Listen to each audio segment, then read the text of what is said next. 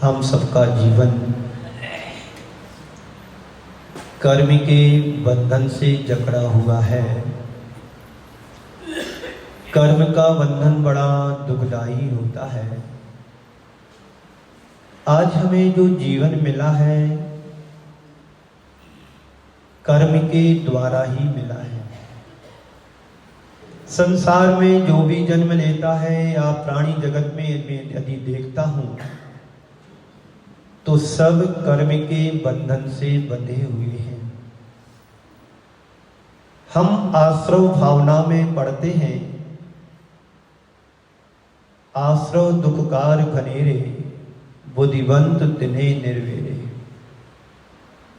आश्रव बड़ा दुख देने वाला है, चाहे शुभ आश्रय हो या अशुभ आश्रय हो।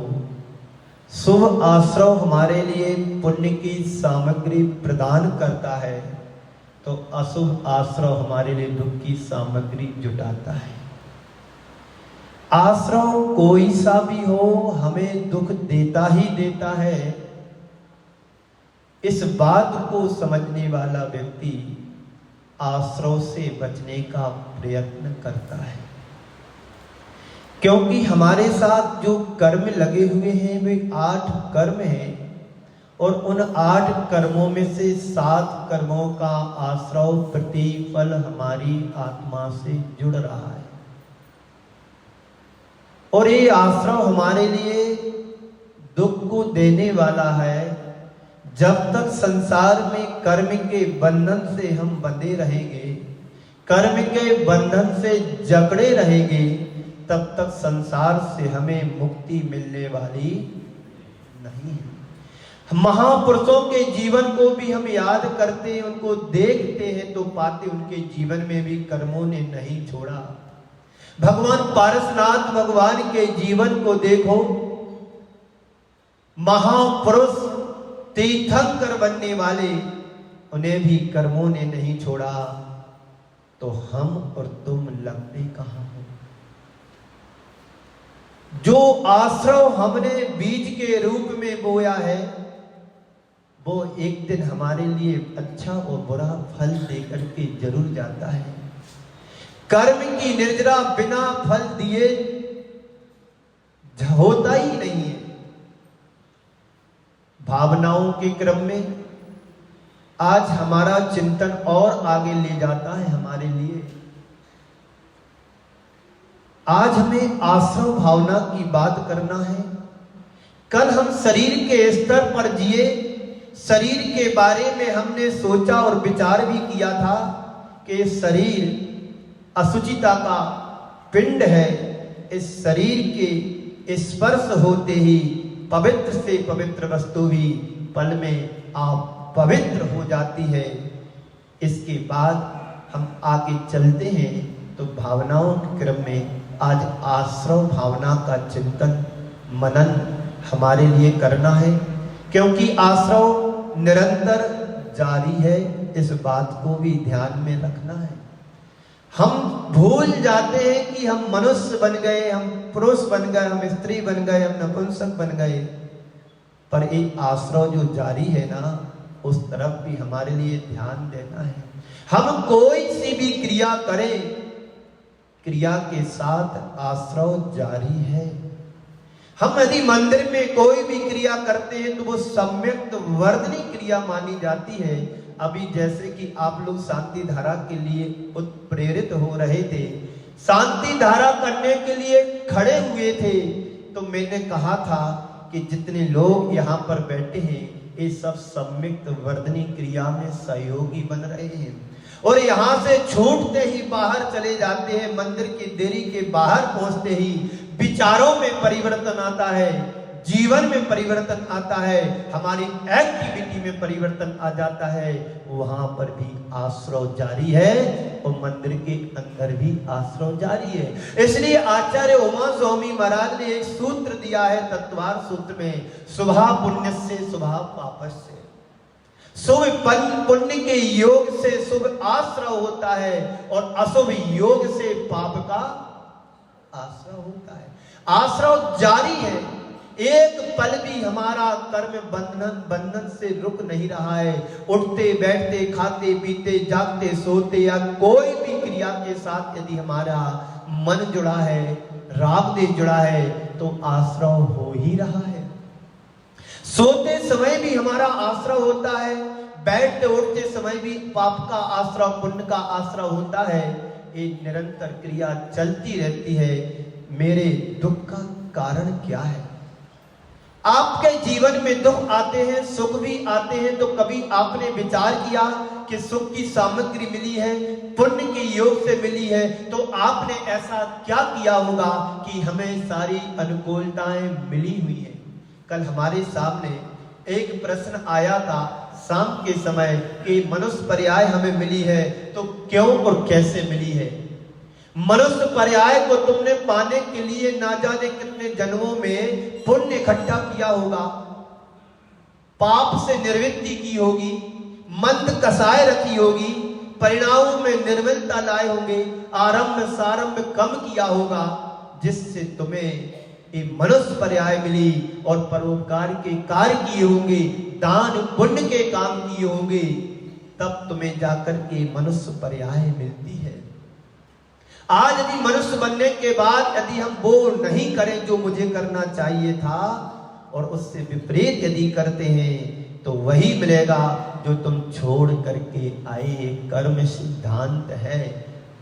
कर्म किसी को नहीं छोड़ते हैं, चाहे तीर्थंकर हो, महापुरुष हो, या साधन से साधन कोई भी व्यक्ति हो। कर्म तो हमारा स्वयं के द्वारा बोया गया बीज है। एक समय का बांधा हुआ कर्म ना जाने तुम्हें संसार की कौन कौन सी गलियों में घुमाने ले जाए।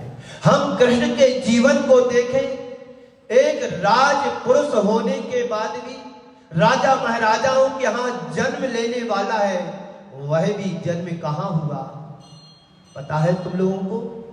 अब आजकल तो जन्म हॉस्पिटल में होने लगे। वो अच्छा था कृष्ण का जीवन कि कम से कम जेल में हुआ। वो बाहर का जेल था और 9 माह तो अंदर के जेल में रहकर के जीव आता है। गर्भस्थ शिशु के जीवन में क्या उस समय पल्लवन हो रहा होगा विचारों का। अभी यहां पर एक श्राविका के रूप में बैठी हुई है, उनके यहां भी डिलीवरी होना है, समय चल रहा है। डॉक्टरों ने डरा देते हैं डॉक्टर की नहीं अब सीजर होगा, ऐसा होगा, वैसा होगा। यदि तुमने 9 माह पूरे धर्म ध्यान के साथ व्यतीत किया होता तो ये नौबत नहीं आती डॉक्टरों के पास जाने के लिए, क्योंकि पहले के समय में तो माताएं साधारण जन्म देती थी। कोई डॉक्टर नहीं, कोई नर्स नहीं, कोई किसी तरह की सुविधा नहीं, और काम करते करते बच्चों को जन्म दे दिया और पता नहीं कैसे सब हो जाता था। लेकिन आज जितनी सुविधा उतनी दुविधा हमारे जीवन को अभिशप्त करने के लिए तैयार हो जाती है। आप भगवान की भक्ति करो। गर्भस्थ शिशु को संस्कार देने की प्रक्रिया तुमने अपनाई होती तो आपकी नॉर्मल साधारण डिलीवरी होती। ऐसे कई उदाहरण हैं जिन्होंने अपने पूरे टाइम गर्भस्थ शिशु को संस्कार दिलाए और अंत समय में साधारण नॉर्मल डिलीवरी हो गई और आज बड़े आराम से जीवन जी रहे हैं। जीवन को चीड़ा फाड़ी करना कराना बड़ा दुख है। एक बार तुमने अपने शरीर को काट फाट चीरा फाड़ी करा दी, वो तुम्हारा शरीर नॉर्मल शरीर नहीं रहा। अब वो शरीर से तुम कोई ज्यादा काम नहीं ले सकते हैं। एक कर्म है। कर्म के सिद्धांत को समझो और अपने जीवन को उससे बचाने का पुरुषार्थ करो। चिंतन अंतर की ओर बढ़ता है। सांसारिक संयोगों से लेकर के हमने शरीर तक का चिंतन किया। अब शरीर से परे चित्त में उत्पन्न होने वाले विचार और विकार अब तुम्हारे पास है, जिनसे आश्रम चल रहा है। यहां पर आप लोग बैठे पर मन में जरूर कोई ना कोई विचार चल रहा है। ये भी विचार चल रहा होगा जो छूटने वाले थे, भागने वाले थे, फिर बहुत सारे तो लोग भाग भी गए, पर 2-5 इसमें ऐसे होंगे जो तैयारी में होंगे, महाराज कब अपने चिंतन से फ्री हो, हम यहाँ से छूटे। ये भी तुम्हारा विचार है, ये विचार तुम्हारा कर्म का आश्रय करा रहा है, और तुम्हारा विचार ये चल रहा है। कितना अच्छा पुण्य का योग बना कि आज गुरुदेव ने हमारे लिए रोकने के लिए कहा, और उनका उपदेश सुन रहा हूं। प्रभु के चरणों में, गुरु के चरणों में बैठे हैं। काश यदि बाहर होते, कहीं एक्सीडेंट हो गया होता, कहीं किसी के शिकार बन गए होते, या कोई घटना घटित हो गई होती, उससे अच्छा है कि हम प्रभु के चरणों में बैठे, इस पाप से, इस दुर्घटना से बच गया हूं। ये भी सकारात्मक सोच है, और ये भी एक नकारात्मक सोच है कि कहां फंस गए। फंसे तो तुम पहले से हो, आपको फंसने से निकलने का रास्ता बताया जा रहा है कि संसार में दुख सिर्फ दुख ही है, यानी दुख की पर्याय ही संसार है। अब तुमको लगता है कि हमारा घर अच्छा है, हमारे जमाई अच्छे हैं, हमारे ससुर अच्छे, हमारी सास अच्छी है, हमारी माँ अच्छी है, कोई किसी का अच्छा नहीं है। तुम्हारा अच्छा जब शरीर भी नहीं है, तो पर पदार्थ और पर वस्तु और पर व्यक्ति हमारे अच्छे कैसे हो सकते हैं। हमारी मन की कल्पना होती है कि जिस दृष्टि से हम अच्छाई को देखते हैं, तो उन्हीं आंखों से हम बुराई को भी देखने के लिए तैयार हो जाते हैं। पर संत कहते हैं बुराई को मत देखो, अच्छाई को देखोगे तुम्हारा मन आनंद से भरेगा, और बुराई को देखोगे तुम्हारे जीवन में द्वंद्व और दुविधा बनेगी। तुम क्या चाहते हो? आनंद की द्वंद्व। क्या चाहते हो? आनंद चाहते हो कि द्वंद्व चाहते हो?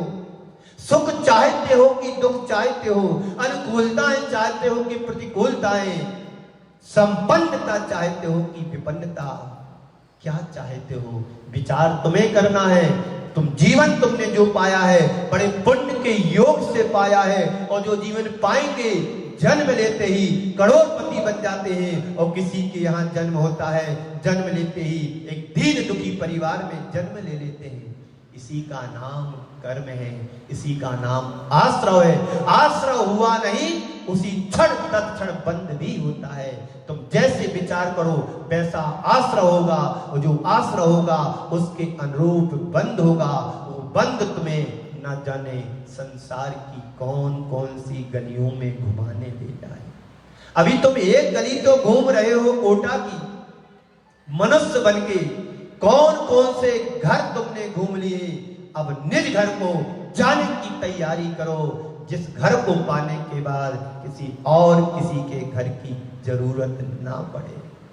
वो है निज घर, निज आत्म ध्यावे। हम 6 ढाला में पढ़ते हैं, तोरी सकल जग दंड फंद निज आत्म ध्याय। संसार के समस्त प्रकार के द्वंद्व दुविधाओं से मुक्त होकर के नित्य यानी हमेशा अपनी आत्मा का चिंतन करना चाहिए, जिससे हम अशुभ आश्रय से बच सके। वरना आश्रय तो जारी है, खाते पीते उठते बैठते सोते जागते, यहां पर भी आश्रय जारी है, तुम्हारा भी हमारा भी। कोई संसार में एक भी जीव आश्रय से बच नहीं सकता है। एक बहुत बड़ी दुविधा और दुख हमारे जीवन में है कि आश्रय से हम बच नहीं पा रहे हैं। एक ही उपाय है, बनती कोशिश ऐन कैन प्रकारेण। हमें अपने जीवन के लिए अपने मन को संतुलित बनाने की जरूरत है। आश्रय तो होगा तो पुण्य का करो, पाप का नहीं। पुण्य पाप फल माही, हरक बिरखो मत भाई। हे भाई, पाप और पुण्य में हर्ष और विषाद नहीं करना, क्योंकि ये सब छूटने वाले हैं, बिछड़ने वाले हैं। जो मिला है वो बिछड़ेगा, जो जुड़ा है वो छूटेगा। चाहे पुण्य हो या पाप, या शुभ हो या अशुभ, छूटने वाला है। शाश्वतता को प्रदान करने वाला जो पुण्य तुमने अपने जीवन में संजोया है, उस पुण्य के उदय से जो तुम्हारे जीवन में सुख और सुविधाओं की सामग्री मिली हुई है, वह भी स्थायी नहीं है।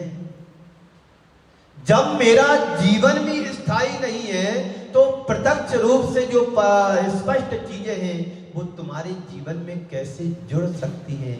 कतई नहीं जुड़ सकती हैं।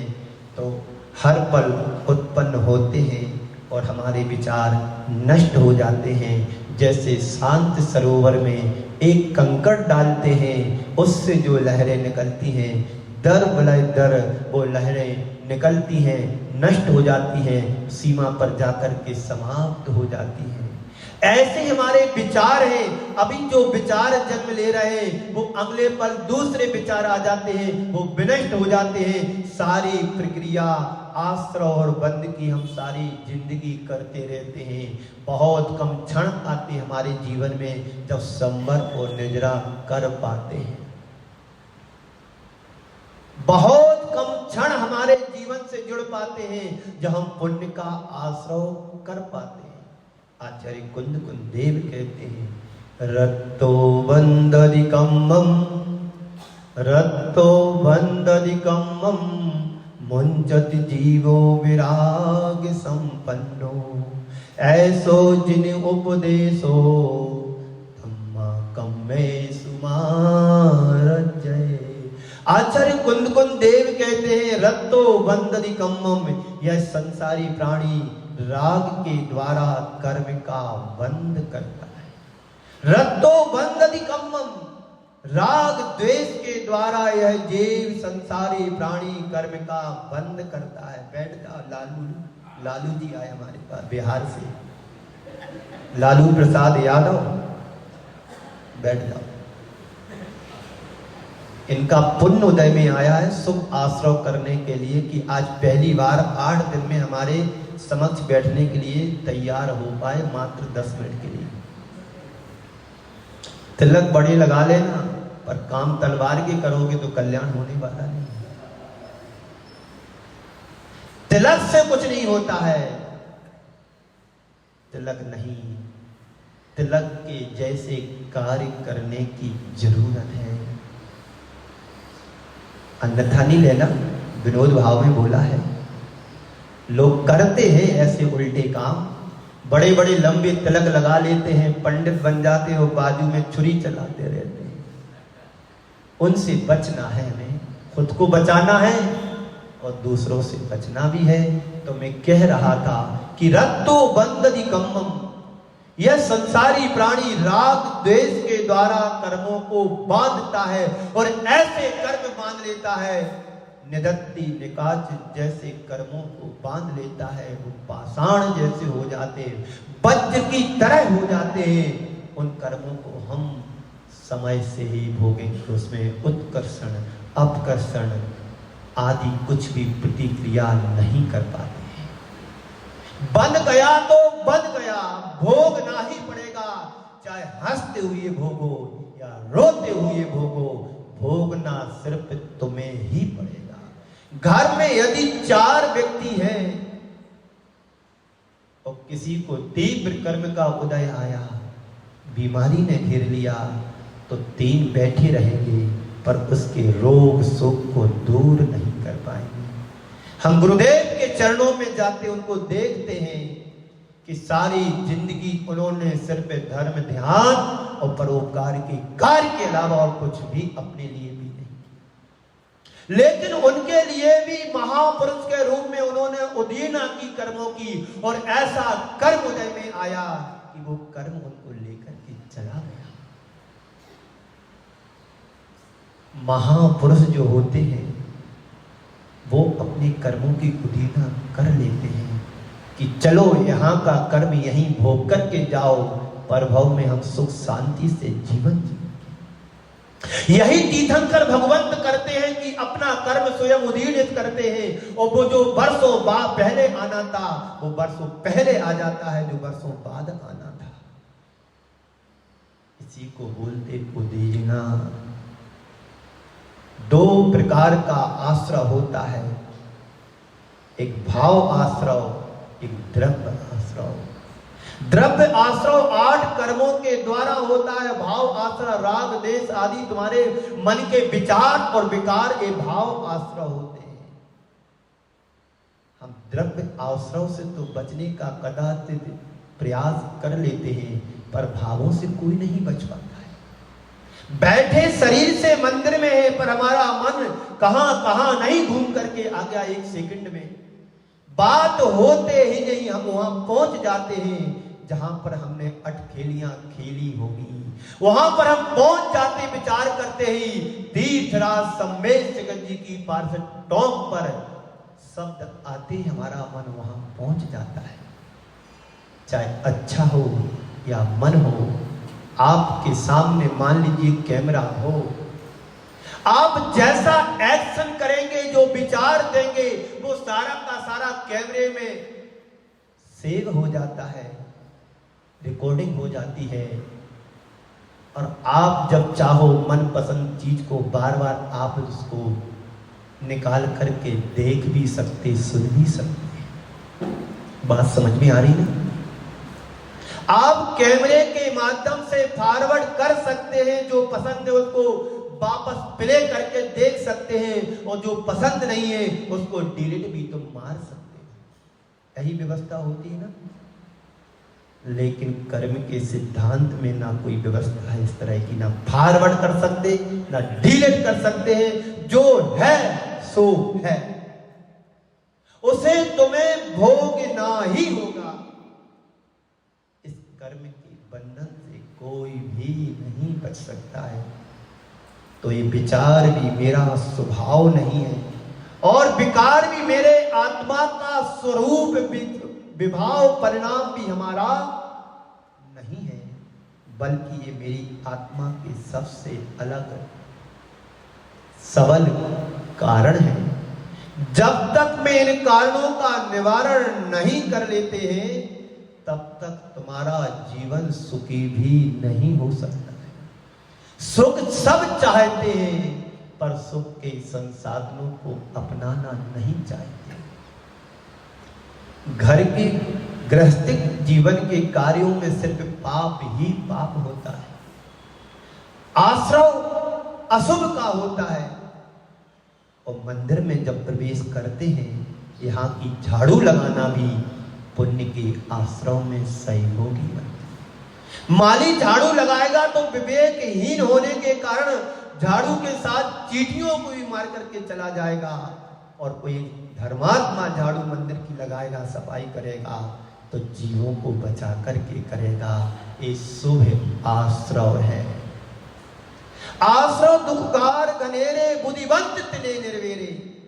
बुद्धिजीवी सज्जन पुरुष सम्यक दृष्टि जीव आश्रव को निवारण करते हैं कि हमारे जीवन में आश्रव तो हो रहा है, पर शुभ हो अशुभ से बचता है।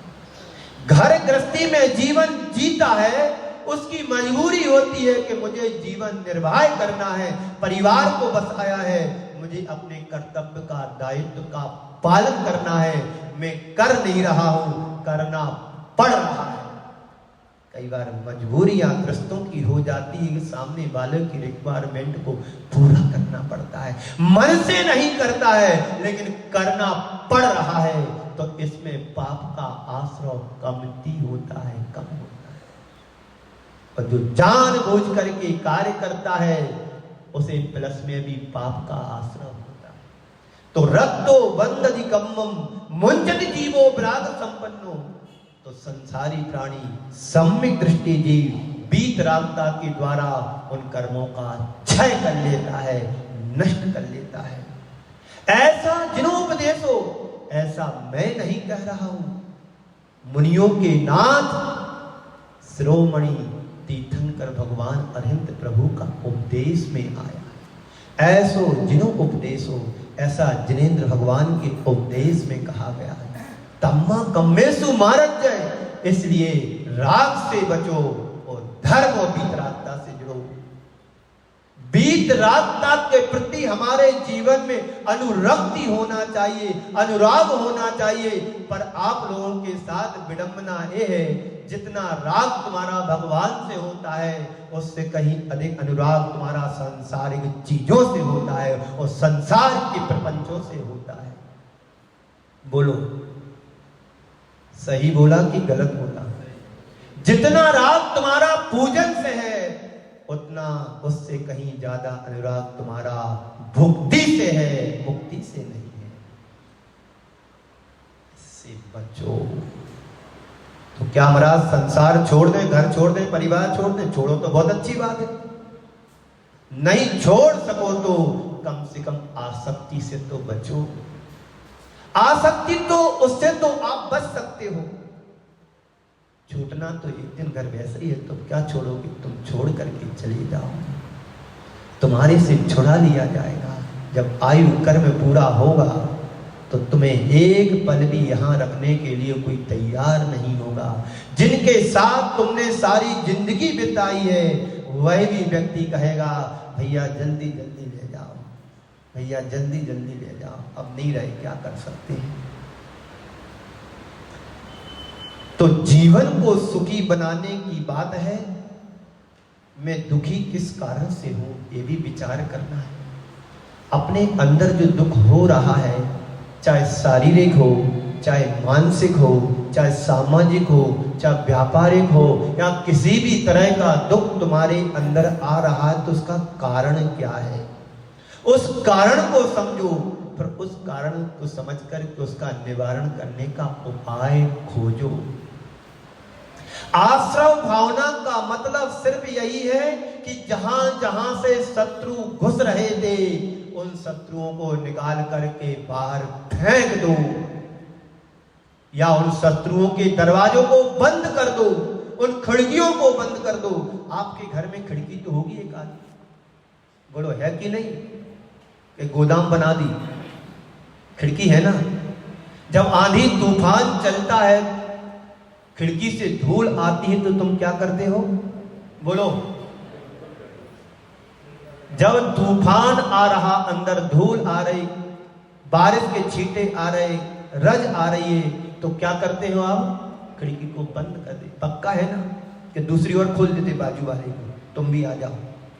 नहीं कर देना, बंद कर देते हो। संत तो कहते हैं जिस प्रकार से धूल धूप आने से खिड़की को तुम बंद कर देते हो, संत कहते हैं जब तुम्हारी आत्मा में कर्म का आश्रय हो रहा है तो उस खिड़की को बंद क्यों नहीं करते हो, बल्कि दूसरी ओर खोल देते हो। कम दिखता तो चश्मा लगा के देखते हैं, सुनाई नहीं दे रहा तो ईयरफोन लगा के सुनते हैं। वहां जो कचरा कर्मों का जुड़ रहा है उसको फिर बंद क्यों नहीं करते? यही आश्रव है। आश्रव दुखकार घनेरे बुद्धिवंत तिने निर्वेरे। आश्रव बड़े दुखदाई हैं, सज्जन पुरुष उनका निवारण करते हैं। जिन जिन कारणों से कर्म बंध को प्राप्त हो रहा था उन कारणों को समझो और उनसे बचने का प्रयत्न और पुरुषार्थ करो। यही धर्म ध्यान है। आप बड़े बड़े शास्त्रों को, कर्म कांड को, जीव कांड को पढ़ लेना और जीवन के विज्ञान से अनभिज्ञ हो तो सारा स्वाध्याय तुम्हारा कोई फल देने वाला नहीं है। पढ़ तो रहे बड़े बड़े कांड, और कांड क्या कर रहे हो ये पता है? कर्म कांडों से बचो तो कर्म कांड पढ़ने की जरूरत नहीं पड़ेगी। समझ रहे हो ना? जीवन के विज्ञान को समझो, जीवन के यथार्थ स्वरूप को समझने का प्रयास और प्रयत्न करो। हम कैसे बचे अशुभ से, इस बात को समझने का प्रयास करो। कर्म हर पल बन रहा है, आश्रव हर क्षण हो रहा है। चाहे तुम बैठे हो, खड़े हो, चल रहे हो, सो रहे हो, कुछ भी एक्टिविटी में लगे हो, कर्म बन रहा है। पूजन करते समय भी कर्म बन रहा है और भोजन करते समय भी कर्म बन रहा है। हंसते समय भी कर्म बन रहा है, और रोते समय भी कर्म बन रहा है, देते समय भी कर्म बन रहा है और लेते समय भी कर्म बन रहा है, बस आश्रव जारी है। तो कैसे होगा कल्याण, कभी विचार किया? तो मैं दुखी हूं, किस कारण से हूं? किसी भी व्यक्ति से बात करे तो ढेर सारे कारण गिना देगा। मैं इनके कारण दुखी हूं, मैं उनके कारण दुखी हूं, मैं पूर्व मंत्री से दुखी हूं, मैं आज के वर्तमान अध्यक्ष बन गया तो उससे दुखी हूं, मैं पुराने अध्यक्ष से दुखी हूं। करें तो करें, क्या करें, समझ में नहीं आता है। वो पद ही नहीं छोड़ रहे हैं। दुखी सब है, कोई तन दुखी, कोई मन दुखी, कोई धन भी दुखी, थोड़े थोड़े सब दुखी। एक सुखी का दास, एक सुखी का वही सुखी है जो राम का दास है। अरे भगवान की भक्ति करने में कोई पद की जरूरत नहीं। अरे पद, उस पद की ओर दृष्टि करो जो परम पद में बैठे हैं। इस संसार का पद आश्रम को दिलाने वाला है, कर्म का बंद कराने वाला है। मुक्ति तो तुम्हें पद का त्याग करने में होगा। कितने दिन का पद है? आजीवन। बोलो जी, कौन है यहाँ के अध्यक्ष? आए हैं? आए हैं? बैठे रहो। बाबूजी 72 साल के हो गए, बैठो। अभी 5 दिन बैठने के आ गए हैं, खड़े होने के नहीं है। तो बैठो, युवा पीढ़ी को आगे लाओ जो हमारी बिखर रही है, बिछुड़ रही है, धर्म से कोसों दूर भाग रही है। एक सज्जन आए मेरे पास कल, उनका चौका था, आज भी ये शायद बेले बोलते हैं महाराज हमारे जो युवा साथी है सब हमारी दुकान पर आते हैं, हमने कि सब कर्म बंद कर रहे हैं। फिर शाम को आए, एक वीडियो दिखाया उन्होंने, वीडियो कॉलिंग पर। हमने सब लोग चूड़ियां पहन लो, ऐसा ही बोला मैंने। 4 लोग तो वीडियो कॉलिंग, मैंने कि चूड़ियां पहन लो, घर में बैठो और महिलाओं को मंदिर भेजो। धर्म के क्षेत्र में हम जितने पीछे रहेंगे उतनी पास तुम्हारी नरक द्वार आएगा। मैंने एक जगह मंदिर के दरवाजे पर पढ़ा था, बहुत पुरानी बात है, उत्तर प्रदेश में। जिसको घर से मंदिर दूर लगे, जिसको घर से मंदिर दूर लगे तो समझ लेना नरक पास में है। क्योंकि जो धर्म से विमुख हो रहा है वो अन्य कार्यों से जुड़ रहा है, यानी कर्म का बंद कर रहा है और अपने जीवन को पापमय बना रहा है। ये सिद्धांत है, सीधी सी बात है। धर्म तुमसे कुछ लेता नहीं, देता नहीं। मंदिर में आकर के प्रवचन सुनना, इसमें क्या पैसा लग रहा तुम्हारा? बोलो। भगवान के अभिषेक करने में कोई पैसा लगता है? बोलो। जिनवाणी पढ़ने में पैसा लगता क्या? स्वाध्याय करने में पैसा लगता क्या? पूजन करने में पैसा लगता क्या? नहीं लगता ना। कितना सरल और सहज धर्म है। फिर दूर क्यों भागते हो? कहीं फंस ना जाए। फंसे तो तुम वैसे ही हो, कर्मों से जकड़े हुए। फंसे नहीं, जकड़े हुए हो। तुम कहीं भाग नहीं सकते। 70, 75, 80, 90 साल की तुमने पाई है, उम्र पाई है। अब इससे तुम छूट करके कहां भागोगे? बता, कोई भाग सकता है? सुसाइड भी करेगा और जबरदस्त कर्म बांधेगा, इससे बुरी हालत होने वाली है। तो कहां भागोगे? तो जितनी देर तुम्हें गुरु बैठालते हैं, उपदेश देते हैं, तो कम से कम सुन तो लो। कौन सा एक वाक्य तुम्हारे जीवन का कल्याण कर जाए? एक पल में सुना हुआ वाक्य तुम्हारे जीवन को संभाल सकता है और एक पल में बांधा हुआ कर्म तुम्हारे लिए नरक निगुत की यात्रा भी करा सकता है। क्या चाहते हो? स्वर्ग की नरक? तुम्हें करना है, स्वर्ग जाना है तो आज से ही वे तुमको अंगीकार करो। पाप के जो संसाधन जुटा करके रखे हैं उनसे मुक्ति पाओ, उन संसाधनों से बचो।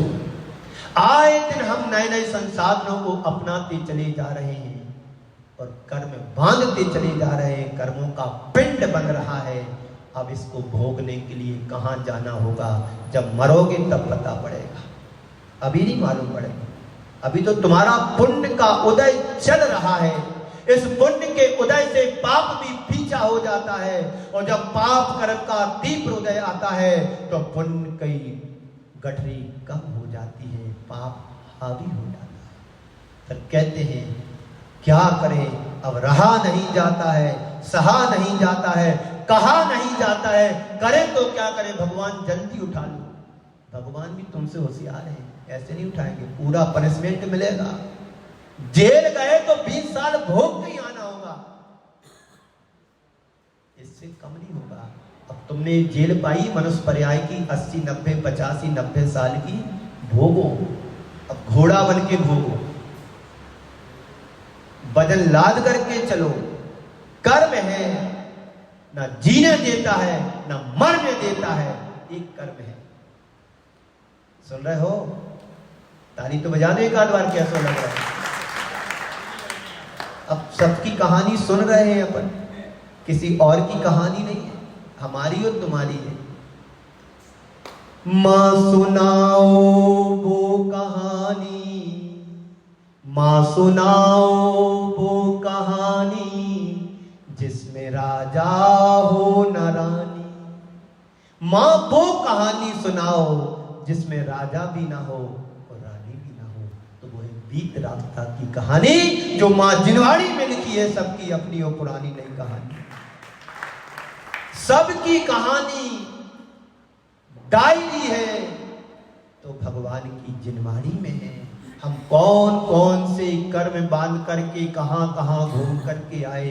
एक इंद्री बने, दो इंद्री बने, पानी बने, हवा बने, तूफान बने, अग्नि बने, आग बने, पत्थर बने, मिट्टी बने, पौधे बने, क्या क्या नहीं बने।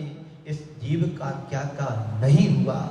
हर भाव में हमारा पराभव हुआ है।